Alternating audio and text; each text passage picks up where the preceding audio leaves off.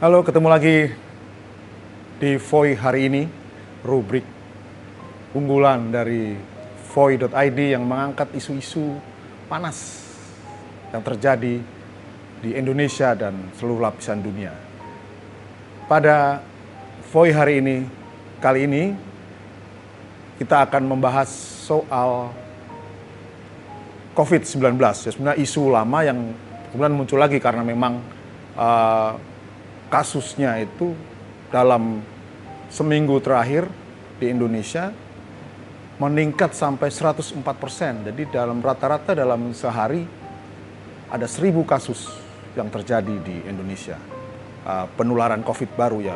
Dulu ketika 2 tahun lalu ketika awal-awal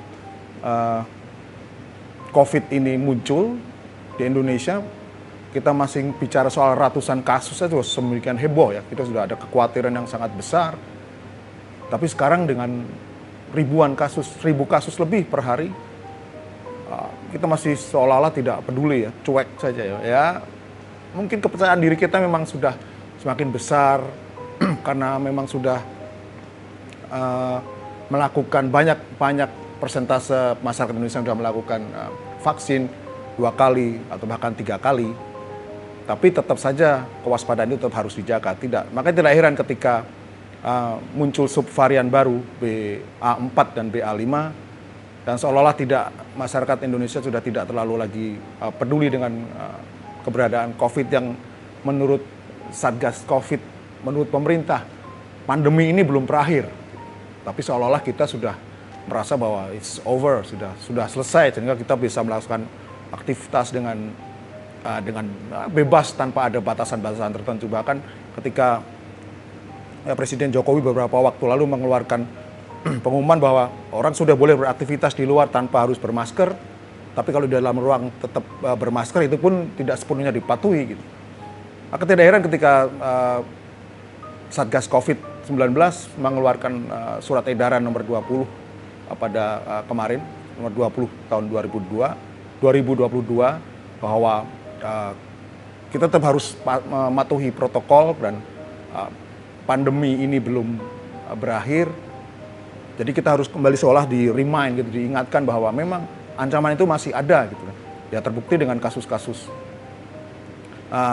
penularan yang di tiap hari yang saya sebutkan tadi bisa mencapai 1.000 kasus lebih dalam sehari.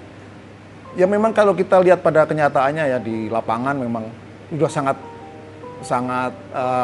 rendah, sangat cuek kalau kita pakai bahasa yang lebih gampang ya, cuek dengan keberadaan COVID sekarang.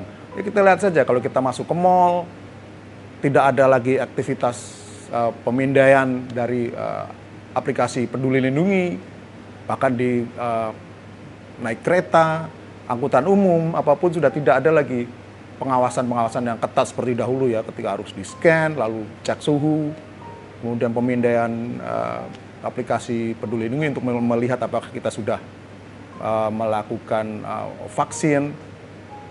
Nah, itulah yang mungkin kita perlu ingatkan lagi bahwa kita harus tetap patuh pada prokes, pada protokol kesehatan yang berlaku.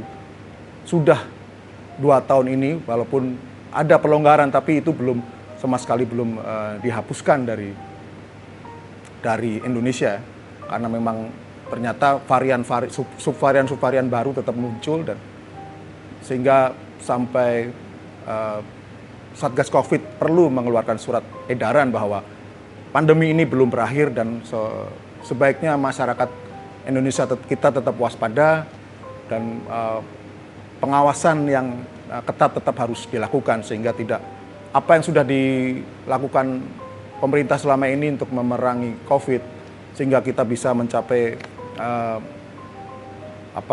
kehidupan yang baru, berusaha untuk bangkit lagi, tidak terbuang percuma, karena memang sudah sangat besar dana yang dikeluarkan untuk memerangi COVID ini. Jadi sekali lagi kita ingatkan bahwa pandemi ini belum berakhir, sebaiknya kita tetap patuh pada protokol kesehatan, tetap waspada, sehingga sampai benar-benar COVID dinyatakan sebagai endemi, bukan lagi sebagai pandemi. Saya pikir itulah topik utama Voi hari ini dari Voi.id. Sampai jumpa di Voi hari ini berikutnya. Salam.